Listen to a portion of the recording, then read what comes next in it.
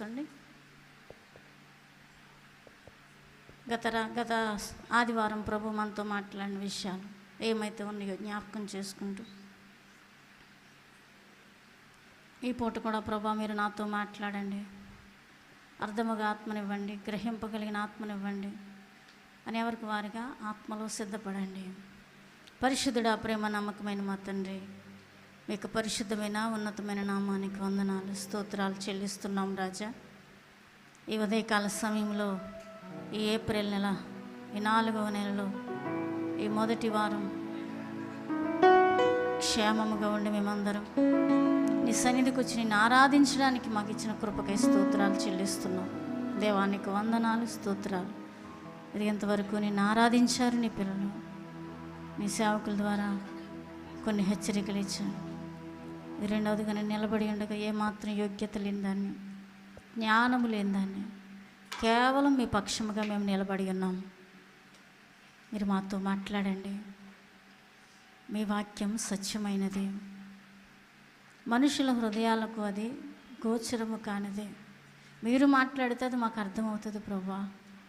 దయతో జ్ఞాపకం చేసుకుని ఈ ఉదయకాల సమయంలో నీ చేరొచ్చిన నీ ప్రజలకు తేటగా, సూటిగా మీ మాటలు అందించి నీ పిల్లల ఆత్మలో రేపబడినట్లుగా, ఆత్మలో ఉజ్జింపబడినట్లుగా, ఏ విషయాల్లో మేము ఆసక్తి కలిగి ఉండాలో గ్రహించి దాని ప్రకారం జీవించినట్లుగా కృపను గ్రహించమని నిలబడుతున్న కేవలం నైనా జ్ఞానహీనురాలైన నన్ను నీ యొక్క సిలువ చోటును మరుగుపరిచి నీ మాటల చేతులకి ఏం కావాలని బోధించి బిడ్డలందరినీ తృప్తిపరచమని, వాక్యమునకు వాక్య కార్యమునకు ఆటంకంగా ఉన్న సమస్తమైన దుష్టుని యొక్క తంత్రాలను యేసు నామములో లయపరుస్తూ మీ నామానికి మాత్రమే మహిమ, ఘనత, ప్రభావములు కలుగునట్లుగా అయ్యా నన్ను సిలువ చాటును వాడుకొనమని సహాయం చేయమని యేసు నామములో ప్రార్థించి అడిగి వేడుతున్నాం తండ్రి, ఆమేన్.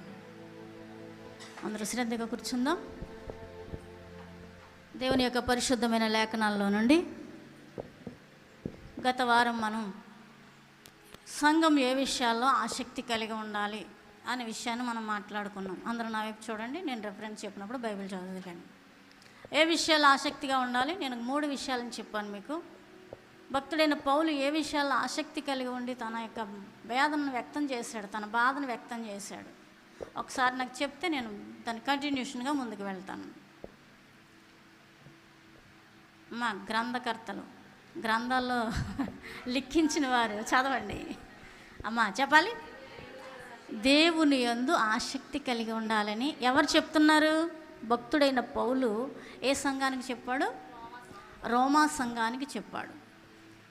వారికి ఏం లేదంట, ఆసక్తి ఉంది కానీ జ్ఞానానుసారముగా లేదు కనుక జ్ఞానము కలిగి ఉండాలి ఆసక్తి విషయములని భక్తుడైన పౌలు రోమా సంఘానికి తెలుపుతూ అదే సందర్భంలో చిడిపిలో ఉన్న షకీనా సంఘానికి కూడా తెలియజేస్తూ ఉన్నారు. ఒకటి. రెండవది చెప్పాలి, క్రియల యందు ఆసక్తి. క్రియల యందు ఆసక్తి ఎందుకు కలిగి ఉండాలి చెప్పండి. క్రియల ద్వారా మనం ఏమవుతామనంటే క్రీస్తు యొక్క సారూప్యతలోనికి, సంపూర్ణతలోనికి మనం వెళ్ళాలని ఆయన దేవుని యొక్క క్రియల యందు ఆసక్తి కలిగి సంఘాన్ని హెచ్చరించడం, ఎప్పటికప్పుడు బుద్ధి చెప్పుచు బుద్ధి వాక్యము చేత హెచ్చరిస్తూ ముందుకు నడిపించాడని భక్తుడైనటువంటి పౌలు గారు మనకు తెలియజేశాడు. ఓకేనా. మూడవది, దేవాసక్తి చేత మీ ఎడల ఆసక్తి కలిగి ఉన్నానని చెప్పాడు. ఎందుకునంటే మొదటిదేమో ఇశ్రాయేలుల రక్షణ విషయంలో ఆయన ఆసక్తి కలిగి ఉన్నాడు. రెండవది, దేవుని యొక్క క్రియలు యందు మనము కూడా ఆసక్తి కలిగి ఉండాలని. దానికంటే ముఖ్యంగా దేవుని యొక్క మనము ఆయన యొక్క సంపూర్ణతలోనికి, క్రీస్తు సంపూర్ణతలోనికి మనం వెళ్ళాలని ఆసక్తి కలిగి ఉన్నాడు. మూడవది, దేవాసక్తి చేత మీ ఎడల ఆసక్తి కలిగి ఉన్నానంటూ ఏదేను తోటలో అవ్వమ్మని మోసగించినటువంటి ఆ దుష్టుడైన సాతాను ఏ విధము చేతనైనా మిమ్మల్ని కూడా మోసం చేస్తాడేమో కాబట్టి నేను భయంతో ఈ విషయాలు మీకు తెలియజేస్తున్నానంటే ఆ 3 విషయాల్లో ఆయనకున్న ఆసక్తిని తెలియజేశాడు. ఆ 3 విషయాలు ఆయనకున్న ఆసక్తి సంఘం గురించా, తన ఇంటిని గురించా? చెప్పండి. దేవుని పిల్లలను గూర్చి, సంఘమును గూర్చి ఆసక్తి కలిగి ఉన్నాడు ఆయన. సంఘం దేవుని సారూప్యతలో ఉండాలని, రక్షించబడిన పిల్లలు జ్ఞానానుసారంగా దేవుని ఎడల ఆసక్తి కలిగి ఉండాలని, అంతేకాకుండా దుష్టుని చేతిలో చిక్కుకుపోకుండా జాగ్రత్త కలిగి వారి జీవితాలను కాపాడుకోవాలని ఈ 3 విషయాలను హెచ్చరిస్తూ గత ఆదివారం ప్రభు మనతో మాట్లాడారు. ఇంకా మిగిలిన భాగాన్ని నేను తెలియజేస్తూ ఈ పూట కొంచెం ఎదురుకు తీసుకెళ్ళాలనుకుంటున్నాను. జాగ్రత్తగా వినండి. మీ బైబిల్ తెరచి 4వ మాటగా కీర్తనల గ్రంథంలో ఒక మాటను మనం చూసుకుందాం. కీర్తనల గ్రంథం 69వ కీర్తన చూడండి. 69వ కీర్తన 9వ వచనాన్ని చదవండి. నీ ఇంటిని గూర్చిన ఆసక్తి నన్ను భక్షించుచున్నది. నిన్ను నిందించిన వారి నిందలు నా మీద పడి ఉన్నవి. చాలండి. ఈ ఒక చిన్న మాట గురించి నేను చదివించాను. ఇది భక్తుడైన దావీదు తన అనుభవంలో రాసినటువంటి కీర్తన. ఏంటి ఇక్కడ చెప్తున్నాడు ఆయన అంటే, నీ ఇంటిని గూర్చిన ఆసక్తి నన్ను భక్షిస్తుంది అని చెప్తున్నాడు. ఎవరి ఇల్లు? గత వారంలో 3 విషయాలను తెలియజేసుకున్నాం, మనం నేర్చుకున్నాం. ఇప్పుడు చెప్తున్న మాట ఏంటంటే, ఏ విషయంలో ఆసక్తి ఉండాలంట? భక్తుడైన దావీదు అంటున్నాడు, నీ ఇంటిని గూర్చిన విషయంలో ఆసక్తి. ఎవరి ఇల్లు అది? నీ ఇల్లు అంటే ఎవరిది? దేవుని ఇల్లు. చెప్పండి అన్నమాట. దేవుని ఇల్లు, దేవుని ఇంటి విషయంలో ఆసక్తి ఉండాలి. మన వారం నేర్చుకున్నది ఏంటి? దేవుని యందు ఆసక్తి ఉండాలి, దేవుని క్రియల యందు ఆసక్తి ఉండాలి. దుష్టుడు ఎక్కడైనా మనల్ని మోసం చేస్తాడేమో కాబట్టి ఆసక్తి కలిగి ఉండాలని భక్తుడైన పౌలు తనకున్న ఆసక్తిని మనకు తెలియజేస్తున్నాడు. సంఘానికి అలాంటి ఆసక్తి ఉండాలని ఇక్కడ దావీదు ద్వారా మనం తెలియజేస్తున్నటువంటి విషయాలు ఏంటంటే, మనకు దేవుని యొక్క ఇంటిని గూర్చినటువంటి ఆసక్తి. చెప్పాలి, అందరూ నోరు తెరిచి గట్టిగా చెప్పండి అన్నమాట. దేవుని పిల్లలమైన మనకు ఎవరి మీద ఆసక్తి ఉండాలి? ఇప్పుడు దేవుని ఇంటి మీద ఆసక్తి ఉండాలి. ఏది దేవుని ఇల్లు? కనబడుతున్నటువంటి ఈ మందిరం ఒకటి. ఇంకొకటి ఇంకా చెప్పాలేనంటే, 1 కొరింథీయులకు రాసిన పత్రిక 3వ అధ్యాయం 15వ వచనంలో చూడండి, ఇంకొక ఇల్లు కనపడుతూ ఉంటుంది అక్కడ. నీ దేహము దేవుని యొక్క ఆలయమై ఉన్నదని మీరు ఎరుగరా అంటాడు అక్కడ. ఇక్కడేమో దేవుని ఇల్లు. నీ ఇంటిని గూర్చిన ఆసక్తి అంటే దేవుని ఇల్లు అనగా మన బాహ్య నేత్రాలకు కనబడుతున్నటువంటి దేవుని మందిరం. రెండవది, నీ దేహమే ఆయన ఆలయము కనుక నీ దేహాన్ని గూర్చిన, నీ ఇంటిని గూర్చిన ఆసక్తి కూడా కలిగి ఉండాలి. ఇక్కడ భక్తుడైన దావీదు చెప్తున్నమాట.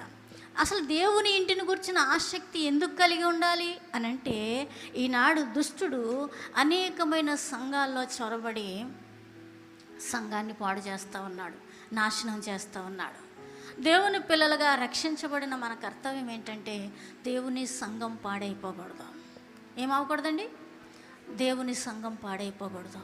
దేవుని సంఘం పాడైపోయినా, దేవుని ఇల్లు పాడైపోయినా, దేవుని ఇంటిలో ఎవరుంటారో వారే లెక్క అప్పగించాలి. ఉదాహరణకి మీ ఇల్లు ఉంది, ఇక్కడ చేరున్న మీ అందరికీ తలా ఒక గృహం ఉంది, తలా ఒక కుటుంబం ఉంది.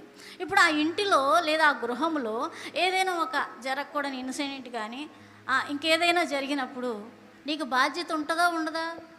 చెప్పండి. ఏదైనా ప్రాబ్లం వచ్చింది, ఒక సమస్య వచ్చింది, ఆ సమస్యని గూర్చినటువంటి బాధ్యత నీదా, నీ పక్కింటోళ్ళదా? చెప్పాలి. మనదే. మన ఇంటిని గూర్చినటువంటి బాధ్యత మనదే, మన ఇంటిని గూర్చినటువంటి శ్రద్ధ మనదే. పక్కింటోళ్ళు పట్టించుకున్నా దానివల్ల ఉపయోగం లేదు. ఎవరికి ఉండాలి శ్రద్ధ? మనకే ఉండాలి. కాబట్టి ఇప్పుడు మన ఇల్లు అనగా ఈ దేహం అనబడినటువంటి దేవుని ఆలయమైన ఈ ఇల్లు కానివ్వండి, దేవుని మందిరం అనబడిన ఇల్లు కానివ్వండి, దుష్టుని చేతిలో పడిపోకుండా, దుష్టుని యొక్క తంత్రంలో పడిపోకుండా కాపాడాల్సిన బాధ్యత ఎవరిది? ఇంటిలో ఉన్న మనందరిది. ఒక పాస్టర్ గారితో లేకపోతే పాస్టర్ గారు వెనకాల వెళ్తాను, 2 3 కాదు. అర్థమవుతుందండి? అర్థమైన వాళ్ళు స్తోత్రం చెప్పండి. స్తోత్రం చెప్పండి. ఎవరిది బాధ్యత? ఎవరు శ్రద్ధ కలిగి ఉండాలి? మందిరములో దేవుని నామం పేరట రక్షించబడి బాప్తిసం పొంది మందిరములో చేర్చబడిన నాట నుండి కూడా నీ ప్రాణం పోయేంత వరకు, నా ప్రాణం, నీ ప్రాణం అంటే భయపడతారు, నా ప్రాణం పోయేంత వరకు ఎవరికి ఉండాలి బాధ్యత? రక్షించబడిన ప్రతి ఒక్క వ్యక్తికి.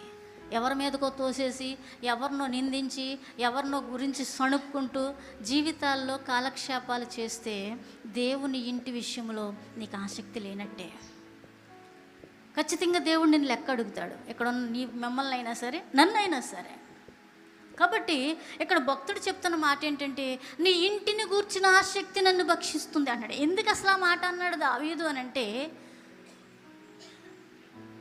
మోషే కాలంలో మొదలుకొని ఈ దావీదు కాలం వచ్చేంత వరకు కూడా దేవుని యొక్క మందసం ఒక మంచి మందిరంలో, కట్టబడిన మందిరంలో ఏమాత్రం లేదండి. ఆ కారణము చేత దావీదుకు ఒక ఆశ వచ్చింది. అయ్యా ప్రభువా, భూమికి ఆకాశమునకు పట్టజాలని నీవు ఈ చిన్న మందసంలో ఉండి నిన్ను అక్కడికిక్కడికి మోసుకెళ్ళడం మాకు ఎంత మాత్రం బాగోలేదయ్యా. నీకు ఒక మంచి మందిరం కడితే కానీ. అంతకుముందు సౌలు రాజుగా ఉన్నాడు, ఆయనకు రాలేదు ఆ శక్తి. ఇంకా అంతకుముందు న్యాయాధిపతులు ఉన్నారు, వారికి కూడా ఒక మందిరం కట్టాలనేటువంటి ఆలోచన లేదు. మోషే గారి కాలంలో మాత్రమే ఆ యొక్క నిబంధన మందసాన్ని కట్టడం అనేది జరిగింది. ఆ తర్వాత ఇంకా లేదు. ఆ విషయంలో దావీదు ఆసక్తి కలిగినాడు. ఇంత ప్రపంచానికే, సర్వభూమికి మహారాజువైన నీవు ఇలా ఒక చిన్న మందసములో ఉండడం నాకు ఎంత మాత్రం ఇష్టం లేదయ్యా. ఎందుకనంటే అప్పటికే ఫిలిస్తీయులు మందసాన్ని ఎత్తుకెళ్ళిపోయారు. ఆ మందసాన్ని తిరిగి రప్పించిన తర్వాత దావీదు మాట్లాడుతున్నటువంటి విషయాలు, ఇలా ఎక్కడో ఉంటే దుష్టుల చేతులకు వెళ్ళిపోతుంది మందసం. కాదు, దేవునికి ఒక మందిరం కట్టాలి, మహాదేవునికి ఒక మందిరం కట్టాలి అని ఒక ఆశ కలిగి ఏం చేశాడంటే అంటాడు కదా, దేవునికి ఒక మందిరాన్ని కట్టేంతవరకు కూడా నేను మంచం ఎక్కనంటాడు ఒక సందర్భంలో. ఆయన ఏం కావాలి, దేవునికి మందిరం నివసించడానికి చిన్న మందిరం సరిపోద్దా? మళ్ళీ ఆయనే అంటాడు దినవృత్తాంతాల గ్రంథంలో 17వ అధ్యాయంలో, మొదటి దినవృత్తాంతాల్లో. అదంతా చదవడానికి టైం లేదు కాబట్టి నేను నా మాటల్లో చెప్తున్నాను. అయ్యా, భూమికి ఆకాశానికి పట్టనటువంటి నీవు ఈ చిన్న మందిరంలో ఎలా ఉంటావయ్యా? అది కాదు కానీ నా ఉద్దేశం, నీ ప్రజలైన వారందరికీ మధ్యలో నువ్వు ఉండాలని, నీకు ఒక మందిరం కట్టాలనుకుంటున్నానని దావీదు ఆశపడతా ఉంటాడు. ఎంతమందికి ఆశ ఉందండి ఈ రోజుల్లో? అసలు దేవుని మందిరం గురించిన ఆసక్తి ఎంతమందికి ఉంది? ఒక మందిరం శుభ్రం చేయాలనుకోలేం, ఒక మందిరాన్ని తుడవాలనుకోలేం, కడగాలనుకోలేం, మందిరంలో ఏదైనా ఉపకరణాలు పోతే దాన్ని బాగు చేయాలనుకోలేం. ఇది నిర్లక్ష్యం కదా? ఆసక్త నిర్లక్ష్యం అది? మాట్లాడాలి నాతో అందరూ. నేనే ఒక్కరి గురించో మాట్లాడతలేదు, మందిరంలో చేర్చబడిన ప్రతి ఒక్క వ్యక్తి గురించి ప్రభువు మాట్లాడుతున్నది. ఆయన వాక్యమే కదా, నా సొంత మాట కాదు. ఆయన మందిరమును గూర్చినటువంటి ఆసక్తి, దేవుని ఇంటిని గూర్చినటువంటి ఆసక్తి ఇక్కడ చేరిన మనందరికి ఉండాలి. ఏదో ఆదివారం వచ్చి కాసేపు కూర్చుని వెళ్ళిపోవడం వల్ల అది ఆసక్తి అనబడదు. దేవుని ఇంటిని గూర్చినటువంటి ఆసక్తి అవ్వనే అవ్వదండి. ప్రతి ఒక్క వ్యక్తికి ఇంటిని గూర్చిన, దేవుని ఇంటిని గూర్చిన ఆసక్తి చాలా అవసరమైనది. ఈ సందర్భంలో నేను ఒక మాట చెప్తాను. నెహెమ్యా గ్రంథం 1వ అధ్యాయంలో 2వ అధ్యాయం, గత బుధవారం అనుకుంటా స్త్రీల కొడుకులో చిన్న విషయాన్ని నేను చెప్పి ఆదివారం చెప్పుకుందామని వాళ్ళు చెప్పాను నేను. చూడండి, ఈ సందర్భంలో నెహెమ్యా గ్రంథం 2వ అధ్యాయం 3, 4, 2వ వచనం నుంచి చదవండి. కాగా రాజు నీకు వ్యాధి లేదు కదా, నీ ముఖము విచారముగా ఉన్నదేమి, నీ హృదయము దుఃఖము చేత అది కలిగినది, నీ హృదయ దుఃఖము చేత అది కలిగినదని నాతో అనగా నేను మిగుల భయపడి రాజు చిరంజీవి యగుగాక నా పితరుల సమాధులు పట్టణము పాడైపోయి. వినండి, ఎక్కడి నుంచి చాలా అది బాగా జాగ్రత్తగా వినండి. నా పితరుల సమాధులుండు పట్టణము, నా పితరులు సమాధులుండు పట్టణము పాడైపోయి దాని గుమ్మములను అగ్ని చేత కాల్చబడి ఉండగా నాకు దుఃఖము లేకపోవునా అని రాజుతో అంటున్నాడండి. ఎవరైనా బుధవారం వచ్చిన వాళ్ళకి అర్థమవుతుంది. ఎవరైనా నెహెమ్యా. ఏమొచ్చింది ఆయనకి? బాధ ఏంటి, విచారం ఏంటి అసలు? అప్పటికి బబులోనులోనికి చెరగుని వెళ్ళిపోయారు ఇశ్రాయేలు ప్రజలందరూ. చెరగుని వెళ్ళిపోయిన తర్వాత శత్రువుల చేత పట్టణం కాల్చబడిపోయింది. కాల్చబడిపోయిన ఈ పట్టణం తిరిగి నిర్మించాలి. కాల్చబడిపోయిన యెరూషలేము ప్రాకారాలు తిరిగి నిర్మించాలి. వారి యొక్క పితరులు ఉండేటువంటి సమాధులు అక్కడ పాడైపోయి అవి మరలా తిరిగి బాగు చేయాలి. అని వేదనతో నెహెమ్యా అక్కడ ప్రార్థన కనబడతా ఉంది. నెహెమ్యా కాలంలోనే ఎజ్రా, నెహెమ్యాలు వీరందరూ కనబడతా ఉంటారు. ఇంకా చరిత్రలోకి వెళ్తే టైం మించిపోద్ది కాబట్టి నేను ఇక్కడతో క్లుప్తంగా చెప్తాను. నెహెమ్యా యొక్క బాధ ఏంటండి? ఇక్కడ దావీదేమో నీ ఇంటిని గూర్చిన ఆసక్తి నన్ను భక్షిస్తుంది అంటాడు. భక్షించడం అంటే ఏంటి? తినేస్తుంది. లోపల మానసికంగా కృంగిపోవడం అనమాట భక్షించడం అంటే. భక్షించడం చెప్పండి పిల్లలు, ఏంటి దాని అర్థం? ఏంటి భక్షించడం అంటే? తినడం అనండి. మరి తెంగరోళ్ళ చదువుతున్నారు ఏంటారు, బడికి వెళ్తున్నారుగా. ఏంటి తినడం అంటే? లోపల చూడండి, ఒక మనోవ్యాధి చేత లోపల ఎముకలన్నీ ఏమైపోతాయి? క్షీణించిపోతుంటాయి. ఏంటమ్మా అలా చిక్కిపోతున్నాం అంటే, మనసు బాగాలేదండి, లోపల ఏదో వేదన, కుటుంబం విషయంలో లేకపోతే ఇంకేదో విషయంలో మనుషులు ఏం చేస్తారో అలా చిక్కుపోతూ ఉంటారు. కారణం ఏంటి? తన యొక్క ఉన్నటువంటి వేదన తనని క్షీణింపజేస్తుందంటే భక్షించేస్తుంది. అర్థమవుతుందా? మీకు అర్థం అవడానికి చెప్పనమాట. ఇక్కడ దావీదుకు కూడా దేవుని ఇంటిని గురించిన ఆసక్తి ఏం చేస్తున్నాడో తను తినేస్తుందంటే మనోవ్యాధి ఎక్కువైపోయింది. నా దేవునికి ఒక ఇల్లు కట్టాలి, నా దేవునికి ఒక మందిరాన్ని కట్టాలి, నా దేవుడు నివసించడానికి మా మధ్యలోనే ఉండడానికి, మా యెరూషలేములోనే ఉండడానికి ఒక ఇల్లు కట్టాలని వేదన ఎక్కువైపోయింది ఆయనకి. అది దావీదు వేదన. ఇక్కడ నెహెమ్యా వేదన కూడా కనబడుతూ ఉంది.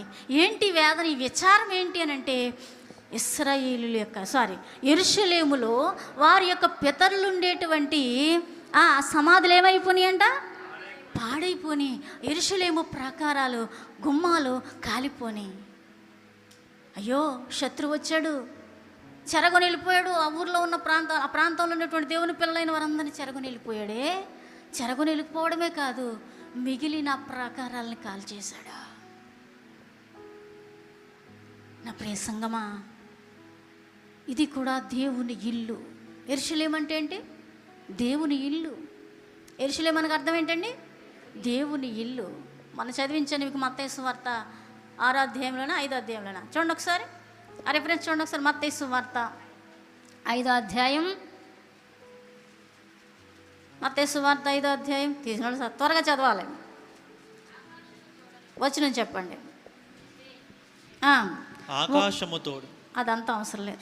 ఆకాశము తోడు అనవద్దు కానీ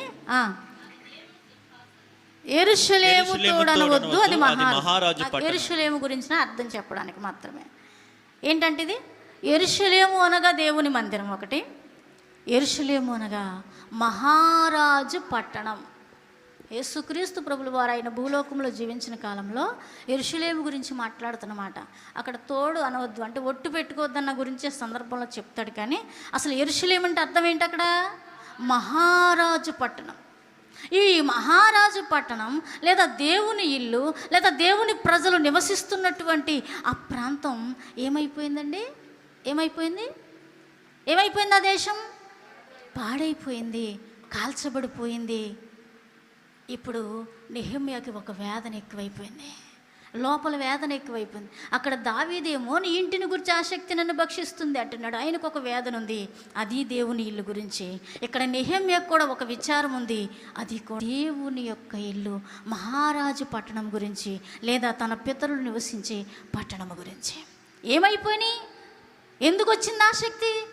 దావీదేమో ఫిలిష్తీయులు మాటికి యుద్ధానికి వచ్చినప్పుడల్లా మనసాన్ని ఎత్తుకెళ్ళిపోతున్నారు కాబట్టి దానికి ఒక మంచి మందిరాన్ని పకడ్బందీగా కట్టాలనే ఆశ. ఇక్కడ నెహెమ్యా బాధ, తన పితరులుండే ప్రాంతం కాలిపోయింది, ప్రాకారాలు కాలిపోయినాయి. తన వల్ల కాదు, అది తిరిగి కట్టాలంటే తన వల్ల కాదు. కాబట్టి మనసులో వేదన కలిగి ఉంటున్నాడు. దాన్ని ఎవరు గమనించారు అని అంటే రాజు గమనించాడు. ఎవరు గమనించారు? చూడండి, నెహెమ్యా గ్రంథంలో 2వ అధ్యాయంలో 1వ వచనం చూడండి ఒకసారి, చదవాలి.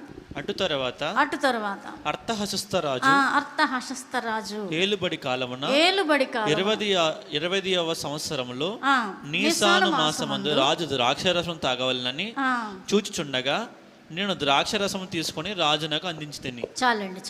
ఏంటి? అర్తహషస్త అనబడినటువంటి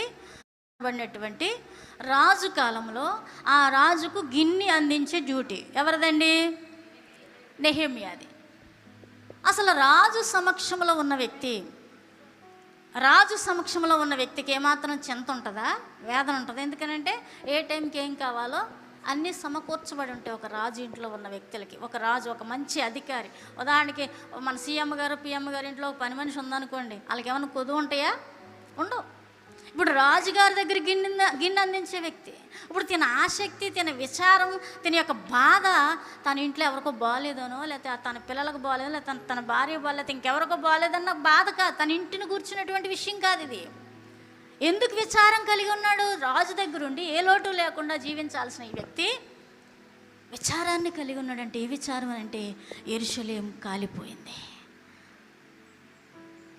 యెరూషలేము కాలిపోయింది, దేవుని పట్టణం కాలిపోయింది, మహారాజు పట్టణం కాలిపోయింది. ఇది విచారం.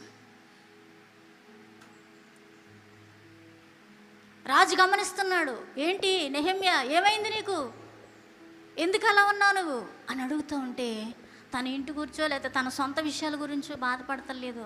నాకు అది కావాలి, ఇది కావాలని తనకు కావలసిన విషయాల గురించి రాజు దగ్గర విన్నపం చేయట్లేదు. కానీ అయ్యా, నా పరిస్థితి అలా ఉంది, నా దేశం పరిస్థితి, నా పట్టణం పరిస్థితి అలా ఉంది, మరి విచారం ఉండక నేను ఎలా ఉంటానయ్యా అని రాజు దగ్గర నెహెమ్యా తన విన్నపాన్ని విన్నవించుకుంటున్నట్టుగా కనబడతా ఉంది. నేను ఈ సందర్భాన్ని ఎందుకు చెప్తున్నానంటే, నా ప్రియ సంగమా, దేవుని పిల్లలుగా, దేవుని శరీరం అనబడినటువంటి మనందరం, దేవుని సంఘము, దేవుని శరీరం అనబడిన సంఘం పాడైపోతూ ఉంటే, దేవుని సంఘములో అనేక మంది శత్రువు చేతిలోనికి ఎత్తుకెళ్ళిపోతూ ఉంటే, అనేక మంది పాపంలో పడిపోతూ ఉంటే, అనేక మంది విడిచిపెట్టలేని భయంకరమైన వ్యసనాల్లోకి వెళ్ళిపోతూ ఉంటే ఎలా నిద్రపడుతుంది? నెహెమ్యా ప్రశాంతంగా నిద్రపోవచ్చు కదా. టైంకి జీతం వస్తుంది, టైంకి భోజనం వస్తుంది, టైంకి తనకు కావాల్సిన అన్ని రకాల వసతులు దాని దగ్గరకు వచ్చేస్తాయి కదా. అవేమీ కూడా వాళ్ళకి పట్టట్లే. వాళ్ళ ఆశ అంతా, అయ్యో మా పట్టణం కాలిపోయింది. ఉందా ఆశ? నాకు ఈ మాట చెప్తుంటే చాలా దుఃఖం వస్తుంది. ఉందా ఆశ? నీ కళ్ళు ఎదురుకుండా నీ కుటుంబాలు అనేక మంది నశించిపోతూ ఉంటే, అనేక రకాలైన వ్యసనాల్లో పడిపోయి బాధపడిపోతూ ఉంటే, అదృష్టుని చేతుల్లో చిక్కబడిపోయి ఉంటే, నీ తోటి సహోదరులు, నీ తోటి సహోదరులు దుష్టుని చేతుల్లో చిక్కబడిపోయి కాలిపోయిన పరిస్థితి. కాలిపోవడం అంటే శారీరకంగా కాలిపోవడం కాదు, మరి యొక్క ఆత్మీయ స్థితి నష్టమైపోతూ ఉంటే బాధ ఉందా? మనం ప్రశాంతంగా తిన్నామా? మన కడుపు నిండిందా? మనకు కావాల్సిన సుఖభోగాలను అనుభవిస్తున్నామా? దానికోసం ఎంతైనా కష్టపడిపోతాం, ఎంతైనా వ్యయాన్ని, మన శ్రమని ఖర్చు పెట్టుకుంటూ మన సుఖభోగాల కోసం సుఖపడ్డం, ఇది క్రైస్తవ సంఘానికి ఉండే లక్షణం కాదండి. మన ముందెళ్ళిన భక్తులు వారి సుఖాల కోసం ప్రయాసపడలే. ఈ నెహెమ్యాకి ఏం తక్కువ? ఎందుకు విచారం? ఒకవేళ ఆ విచారాన్ని బట్టి రాజు అంతగా అడుగుతున్నాడంటే, తన ముఖంలో, తన శరీరంలో ఆ విచారం ఎంతగా వ్యక్తమవుతుంటే రాజు అడిగాడు. భోజనం తింటున్నాడో లేదో తెలియదు. మనం మాత్రం కుటుంబంలో పరిస్థితులన్నీ అలా ఉన్నా, దుష్టుడు ఒక్కొక్కళ్ళు ఈడ్చుకుపోతున్నా, హాయిగా కడుపు నిండా తిని ప్రశాంతంగా ఇదే జీవితం అనుకుంటూ బ్రతుకుతున్నాం. నా ప్రియ సంగమా, ఈనాడు కళ్ళు తెరవాల్సిన పరిస్థితి నాశనం అయిపోతుంది. ఉగ్రత పొంచి వచ్చి మన మీద పడిపోయే సూచనలు కనబడుతున్నాయి. ఆసక్తి ఉందా? నీ ఇంటిని గురించి ఆసక్తి ఉందా? దేవుని ఇల్లు పక్కనెట్టండి, దేవుని ఇల్లు వద్దులే, మీ ఇంటిని గురించిన ఆసక్తి ఉందా? నీ గురించి నీకే ఆసక్తి లేదు, నీ ఇంటిని గురించి నీకే ఆసక్తి లేదు, ఇంకా దేవుని గురించి ఎక్కడొస్తుంది? కాలిపోతున్న యెరూషలేం ప్రాకారాల గురించి ఎక్కడొస్తుందండి? దయచేసి ఈ విషయంలో మారు మనసు పొందకపోతే చీకటి కబలించుకొస్తూ ఉంది. ఏ టైంలో ఏమైపోద్దో తెలియదు, ఏ టైంలో చీకటి కమ్మేస్తుందో తెలియదు. మన ప్రాంతాలని చీకటి కమ్మక ముందే దేవుని ఇంటి గురించి, నీ ఇంటిని గురించి నశించిపోతున్న నీ తోటి వారైన అనేకుల గురించినటువంటి ఆసక్తి, ఆ బాధ్యత, ఆ శ్రద్ధ నీకు రావాలని ప్రభు చెప్తున్నాడు. హల్లెలూయా. 2 చేతుల పైకెత్తి స్తోత్రం చెప్దాం ఒకసారి. దయచేసి నా ప్రియ సంగమా, నేను గత 2-3 రోజులుగా న్యూస్ చూస్తున్నప్పుడు జపాన్ గురించి ఒక న్యూస్ విన్నాను నేను. 2011లో సునామీ వచ్చింది అక్కడ. ఇప్పుడు రాబోతున్న సునామీ పసిఫిక్ మహాసముద్రంలో, ఆ దక్షిణ ధ్రువ ప్రాంతంలో, ఆ సముద్రంలో నుంచి నీటి బుడగలు వస్తున్నాయంట పైకి. సైంటిస్టులు చెప్పిన మాట, నాది కాదు, నేను వెళ్ళి చూడలేదు. దానికి ఏంటి సూచన అని పరిశోధన చేస్తూ ఉంటే 2011లో వచ్చిన సునామీ కంటే 3 రెట్లు ఎక్కువగా అక్కడ సునామీ సూచనలు కనబడుతున్నాయంట. అప్పుడే మొత్తం జపాన్ దేశం అంతా తుడుపు నాశనం అయిపోయింది. మీకు ఎవరికైనా గుర్తుందో లేదో నాకు తెలియదు, కానీ చాలా భయంకరంగా సునామీ వచ్చింది అక్కడ. దాని ఎఫెక్ట్ తైవాన్ దేశానికి తగులుతుందట. జపాన్ అసలు కనబడద్దేమో, ఇంకా కనబడదు. ఒకసారి కనబడకుండా అయిపోయింది, అయినా మరలా పుంజుకుంది. మరలా ఇప్పుడు వచ్చే ఆ భయంకరమైన పరిస్థితి 2-3 రెట్లు ఎక్కువ ఉంటుందంట 2011లో వచ్చిన దానికంటే. నెక్స్ట్ మొన్నే మయన్మార్లో భయంకరమైన భూకంపం వచ్చింది. ఎంతమంది చూసారో నాకు తెలియదు, వేల మంది చచ్చిపోయారు అక్కడ. ఇప్పుడు మన భారతదేశానికి కూడా ఒక భయంకరమైన భూకంపం పొంచుంది. నేనేది మిమ్మల్ని భయపెట్టడానికి చెప్పట్లేదు ఈ మాటలు. ఇంత భయానకమైన పరిస్థితులు, రోగం మన మీదకి వచ్చేసాక, ఒక భయంకరం ఉప్పిన ఉపద్రవం మన మీదకి వచ్చేసాక, అయ్యో అయ్యో అని గుండెలు బాదుకుంటే నిన్ను నన్ను రక్షించేవాడు ఎవడో లేడండి భూమి మీద. అర్థమవుతుందండి? అది రాకముందే మన జీవితాలను మనం కాపాడుకోవాలి. ఈ భూమి మీద ఎప్పుడైనా చచ్చిపోతాం. సునామీ వచ్చినా చచ్చిపోతాం, సునామీ రాపోనే చచ్చిపోతాం, భూకంపం వచ్చినా చచ్చిపోతాం, భూకంపం రాపోనే చచ్చిపోతాం మన ఆయుష్ పూర్తయ్యాక. కానీ చచ్చిపోవడం కూడా పక్కన పెట్టి, నువ్వు చస్తే ఎక్కడ ఉంటావు? ఎందుకు రక్షించబడ్డారు? ఎందుకు బాప్తిసం పొందారు? ఒక భయంకరమైన నిత్య నరకం ఉంది, దాని నుంచి తప్పించబడాలనే కదా నా ప్రియ సంగమా. కానీ నాడు ఈ సంఘానికి లోకానికి తేడా లేకుండా ఉంటే ఆ నరకాన్ని నుంచి నిన్ను ఎవడు తప్పిస్తాడు? ఆలోచించండి. ఆ నరకం నుంచి తప్పించబడ్డానికి ఆ లోకంలోంచి సంఘంలోకి వచ్చావు. సంఘంలోకి వచ్చాక కూడా లోకస్తుల్లాగానే నువ్వు బ్రతుకుతూ ఉంటే, ఇక్కడున్న మీరు ఎవరైనా సరే లోకస్తుల్లాగానే మీరు బ్రతుకుతూ ఉంటే, విడిచిపెట్టకుండా మీ పాపాన్ని, మీ పాప జీవితాన్ని విడిచిపెట్టకుండా, లేదా లోకంలో ఉన్న మీ ఆశల్ని విడిచిపెట్టకుండా ఇష్టానుసారంగా ఇంకా అలాగే బ్రతుకుతూ ఉంటే, ఇక్కడున్న మీరు ఎవరైనా సరే మందిరంలో ఉన్నా నిత్య నరకానికి తప్పించబడలేరు. దేవుని కృప మిమ్మల్ని అడ్డుకుంటుంది, కాపాడుతుంది, అంతే. అర్థమవుతుందా? ఎంతవరకు? ఈ భూమి మీద కృపాకాలం ఉన్నంతవరకే. సంఘం ఎత్తబడే టైం దగ్గరికి వస్తుంది, ఆయన పరిశుద్ధ సంఘం ఎత్తబడిపోయిందంటే ఇక నీ గురించి విజ్ఞాపన చేసేవాళ్ళు ఎవరు ఉండరండి. నీ క్షేమం కోసం అంగలార్చేవాళ్ళు ఎవరు ఉండరండి. నీ గురించి బాధపడేవాళ్ళు ఇంకెవరు ఉండరండి. అప్పటి వరకే నీ ఛాన్స్. అది ఎప్పుడో నాకు తెలియదు, నీకు తెలియదు. నీ పక్షంగా, నా పక్షంగా తండ్రి కుడి పార్శ్వాన యేసు ప్రభులు వారు కూర్చొని విజ్ఞాపన చేస్తున్నారు. ప్రభువా, ఈసారికి ఈ బిడ్డని క్షమించు, ఈ తప్పు క్షమించు, ఈసారికి తప్పు క్షమించు. సెట్ అయిపోతాడు, రెండోసారి సెట్ అయిపోతాడు, మూడోసారి సెట్ అయిపోతాడు. ఇలాగా నీ కోసం నా కోసం ఒక ఆయన విజ్ఞాపన చేస్తున్నాడు. ఎప్పటి వరకు? భూమి మీద నుండి సంఘం పైకి ఎత్తబడే అంతవరకు మాత్రమే. వినాలి. ఆ కాలం అయిపోయిందంటే ఇంకా నిన్నెవరూ తప్పించలేరు. దయచేసి నా ప్రియ సంగమా, మిమ్మల్ని ఏదో భయపెట్టడానికి నేను చెప్పట్లేదు, కానీ పొంచి వస్తున్న ఈ చీకటి గడియలు, ఒక 2 సంవత్సరాల కిందట, 3 సంవత్సరాల కిందట కరోనాతో కబలించిపోయింది ప్రపంచం అంతా కూడా, వణికిపోయింది. అది సరిపోలేదు, ప్రజలకే సరిపోలే. మరి ఇంకెంత గట్టిది కావాలో మరి వీళ్ళు దేవుని వైపుకి తిరిగి సెట్ అవ్వాలంటే. ఆయన ప్రేమమయుడు కాబట్టి ఇంకా మనల్ని క్షేమం గుంచేస్తున్నాడు. అది సరిపోలేదు ప్రజలకి. వాళ్ళ మోసాలను వీడటానికి, వాళ్ళ మోసాల నుంచి, వాళ్ళ పాపస్థితి నుంచి విడిచిపెట్టి దేవుని వైపుకి రావడానికి అది సరిపోలే. దయతో నన్ను క్షమించండి నేను ఎలా అంటున్నానని. మారు మనసు పొందుదాం. దేవుడు మనకి సమయం ఇచ్చిన సమయంలోనే, మనకిచ్చిన జీవితకాల ఆయుష్ ఉన్నంతలోనే, మనము క్షేమంగా ఉన్నప్పుడే, నా వైపు తిరగండి అందరూ, మనము క్షేమంగా ఉన్నప్పుడే మన జీవితాల పట్ల భయము కలిగి, బాధ్యత కలిగి, శ్రద్ధ కలిగి మనం కాపాడుకుందాం. ఇక్కడ వాక్యం చెప్తుంది, నీ ఇంటిని గూర్చిన ఆసక్తి నన్ను భక్షిస్తుందని భక్తుడైన దావీదు చెప్తున్నాడు. రెండవది, భక్తుడైన నెహెమ్యా కాలిపోతున్న, నాశనం అయిపోతున్న యెరూషలేము ప్రాకారాల గురించి విలపిస్తున్నాడు.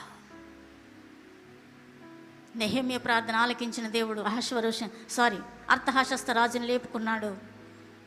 తిరిగి యెరూషలేము ప్రాకారాలు కట్టబడడానికి ఎంతైతే అవసరమైనదో అంత ధనాన్ని, చెక్కను, సరిపడినటువంటి ఆ సామాగ్రిని పంపించి నెహెమ్యా ద్వారా, ఎజ్రా నెహెమ్యాల కాలంలో తిరిగి ఆ ప్రాంతాలు కట్టబడడానికి ప్రభు కృపనిచ్చాడు. హల్లెలూయా.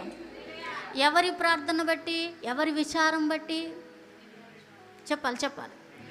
నెహెమ్యా, ఎజ్రా ముందుగా ఆ గ్రంథం అయిపోయింది కాబట్టి ఆయన పోర్షన్ అయిపోయింది. ఇప్పుడు నెహెమ్యా పోర్షన్ వచ్చింది, ఆయన గురించి మాట్లాడుకుంటున్నాం. వారి కాలంలో వారు ఏడ్చిన ఏడుపు, వారి కన్నీళ్లను ప్రభు చూసి అర్థహషస్త రాజును లేపుకున్నాడు. తిరిగి మరలా మందిరాన్ని కట్టాడు. ఈనాడు సంఘం ఇట్టి బాధ్యత కలిగి, ఇలాంటి శ్రద్ధ కలిగి దేవుని సన్నిధిలో ప్రార్థించగలిగితే, బాధ్యతగా మనం ఉండగలిగితే, మరలా తిరిగి పాడైపోయిన ప్రతి ప్రాకారం, కాలిపోయిన ప్రతి ప్రాకారం, దుష్టుని చేతిలోకి వెళ్ళిపోయిన ప్రతి వ్యక్తి తిరిగి మరలా రప్పించగలడు ఆయన. చప్పట్లు కొడుతూ దేవుని స్తోత్రం చెప్తాం. అర్థమైందన్నమాట. నెహెమ్యాకున్న భారమే, నెహెమ్యాకున్న బాధ్యతే, నెహెమ్యాకున్న శ్రద్ధే ఇక్కడ కూర్చున్న మనందరికీ ఉంటే, మీ ఇళ్లల్లో రక్షించబడి మీ భర్తలు ఎక్కడున్నారు? రక్షించబడి మీ బిడ్డలు ఎక్కడున్నారు? వాళ్ళు తిరిగి రాలేరా?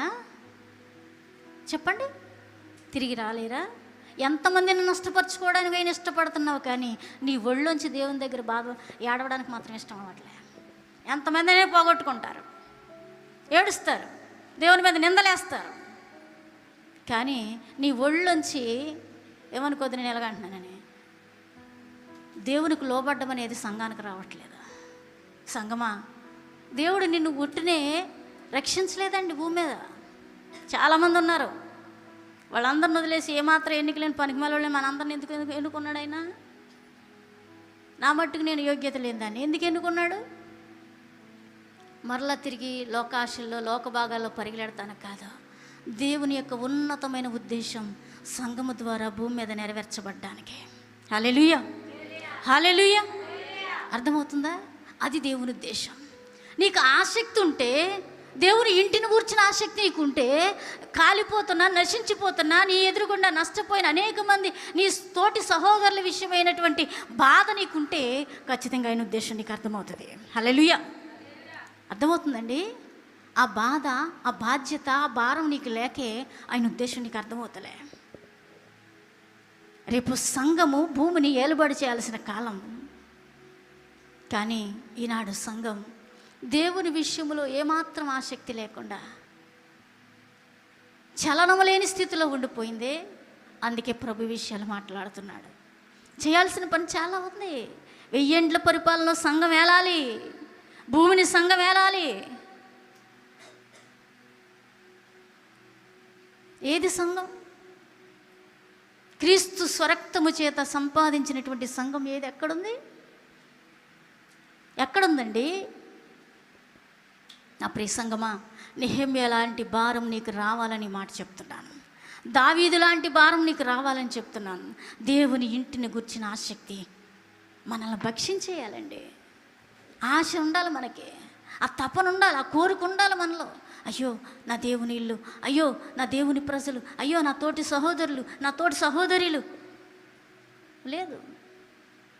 దయచేసి ఈ వాక్యం వింటున్న మీరు ఎవరైనా సరే, దేవుని సంఘములో రక్షించబడిన వ్యక్తిగా నువ్వు ఉన్నట్లయితే కనుక దేవుని ఇంటిని గూర్చిన ఆసక్తి నీకు ఉండాలని ఈ వాక్యాన్ని బట్టి మనం చేస్తున్నాను. నా ప్రియ సంగమా, నెహెమ్యా లాంటి ఆసక్తి, నెహెమ్యా లాంటి లోపల హృదయంలో ఉన్న ఆత్మ భారం నీకుంటే కాలిపోయిన యెరూషలేము ప్రాకారాలను తిరిగి కట్టించిన దేవుడు నీ వారు లోకంలోకి వెళ్ళిపోయిన వారిని తిరిగి రప్పించలేడా? చెప్పండి, మాట్లాడండి. రప్పించలేడా? ఆయన సమర్థుడు కాదా? చేతగాని వాడా మన దేవుడు? అసాధ్యాలని సుసాధ్యాలుగా చేయగలిగిన దేవుడు కదా. తన ప్రజల కొరకు ఏదైనా చేస్తాడు కదా. ఇశ్రాయేలు ప్రజలు వెళ్తున్నారు, మార్గ మధ్యలో ఎర్ర సముద్రం అడ్డొచ్చేసింది. ప్రజలందరూ మోషేని సణుగుతూ ఉన్నారు. వెంటనే ఎర్ర సముద్రాన్నే 2 పాయలు చేసిన దేవుడు తన ప్రజల కొరకు. ఏమాత్రమండి మనకున్న సమస్యలు, శోధనలు నీవు సరిగా వెంబడించగలిగితే వస్తాయి భూమి మీద బ్రతికిన కాలంలో. ఏ టైంకి నువ్వు ఎలా తప్పించబడాలో, ఏ టైంకి ఎలా నీవు సెట్ చేసుకోవాలని జీవితాన్ని ప్రభువే నీకు జ్ఞానాత్మ ఇస్తాడు. కారణం మనం ఈ రోజున అలా సెట్ చేయబడడానికి కూడా కారణం ఏంటంటే దేవుని మీద మనకి శ్రద్ధ లేదు. అందుకే ఈ పూట ప్రభు ఈ మాటలు చెప్తున్నాడు. ఏం కావాలంట? గత వారంలో మనం నేర్చుకున్నది దేవుని గూర్చిన ఆసక్తి ఉండాలనుకున్నాం. తర్వాత దేవుని క్రియలేందో ఆసక్తి ఉండాలి. తర్వాత దుష్టుడు ఎక్కడ ఎదిగిపోతాడో, పవిత్రురాలని కన్యకగా ఉన్న సంఘాన్ని, కాబట్టి మన మీద మనకు ఆసక్తి కలిగి ఉండాలి, దేవాశక్తి కలిగి ఉండాలని చెప్పుకున్నాం. ఇప్పుడు 4వ మాట, దేవుని ఇంటిని గూర్చిన ఆసక్తి. చెప్పండి అన్నమాట. అర్థమైందా? ఈ మాట అర్థమైందా? ఇంకెక్కడితో వదిలేస్తున్నాను నేను.